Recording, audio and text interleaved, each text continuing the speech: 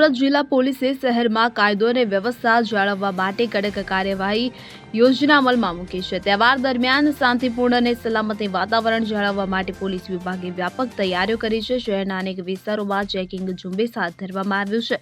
Traffic ઉલ્લંઘન કરનારાઓ સામે કડક કાર્યવાહી કરવામાં આવે છે અને નશામાં વાહન ચલાવનારાઓ પર નજર રાખવા માટે ખાસ સુરક્ષા વ્યવસ્થા કરવામાં આવી છે। જિલ્લા પોલીસે શહેરના મુખ્ય માર્ગો, ભીડભાડવાળા વિસ્તારો અને ગરબા અને દાંડિયા સ્થળોની આસપાસ ચેકિંગ તીવ્ર બનાવ્યું છે। આ ઝુંબેશ દરમિયાન પોલીસે રંગીન કાચવાળા વાહનો, સ્પીડિંગ અને ટ્રાફિક નિયમોનું ઉલ્લંઘન કરતા વાહન ચાલકો સામે કડક કાર્યવાહી કરી છે। ખાસ કરીને નવરાત્રી દરમિયાન રાત્રે વાહનોની તપાસ માટે ખાસ ચેકપોસ્ટ બનાવવામાં આવી છે। ચેકિંગ ઝુંબેશમાં જિલ્લા પોલીસ વડા પોતે હાજર રહ્યા હતા અને ટીમોને સતર્ક રહેવા સૂચના આપવામાં આવી હતી। રાત્રિના સમય ઝુંબેશ પર ખાસ ધ્યાન આપવામાં આવ્યું હતું કારણ કે આ તે સમય છે જ્યારે ગરબા સ્થળોએ લોકોની અવરજવર વધે છે।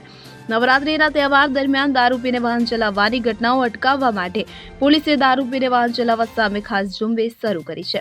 મોટરસાયકલ અને કાર ચાલકોનું બ્રેથેલાઇઝરથી ચેકિંગ કરવામાં આવી રહ્યું છે। દારૂ પીને વાહન ચલાવતા પકડાયેલા વાહન ચાલકો સામે કડક કાર્યવાહી કરવામાં આવી રહી છે, જેમાં દંડ, વાહન જપ્તી અને કાનૂની કાર્યવાહીનો સમાવેશ થાય છે। ટ્રાફિક નિયમોનું પાલન સુનિશ્ચિત કરવા માટે પોલીસે વધુ ઝડપી વાહન ચલાવતા સાથે વાહનો પાસેથી દંડ વસૂલવાની પ્રક્રિયાને વધુ તીવ્ર બનાવી છે। ટ્રાફિક નિયમોનું ઉલ્લંઘન કરતા રંગીન કાચવાળા વાહનો સામે પણ કડક કાર્યવાહી કરવામાં આવી રહી છે। આવા વાહનોની તપાસ કર્યા પછી પોલીસે શહેરમાં ટ્રાફિકનો પ્રવાહ સુગમ રહે તે માટે ઘણા વાહન ચાલકોને દંડ પણ ફટકાર્યો છે। જિલ્લા પોલીસે નવરાત્રીના તહેવાર દરમિયાન શહેરમાં શાંતિ અને સુરક્ષા જાળવવા માટે વ્યાપક વ્યવસ્થા કરી છે। ગરબા સ્થળો, મુખ્ય ચોકીઓ અને જાહેર સ્થળોએ પોલીસની હાજરી વધારી દેવામાં આવી છે। આ ઉપરાંત ટ્રાફિક વ્યવસ્થાપન અને ભીડ નિયંત્રણ માટે ખાસ ટીમો તૈયાર કરવામાં આવી છે। સુનિલ ગાંજાવાલા સાથે CN24 ન્યૂઝ, સુરત।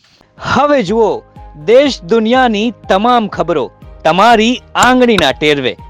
ઉઠાવો મોબાઈલ અને Google Play Store પરથી ડાઉનલોડ કરો અમારી CN24 ન્યૂઝ મોબાઈલ એપ।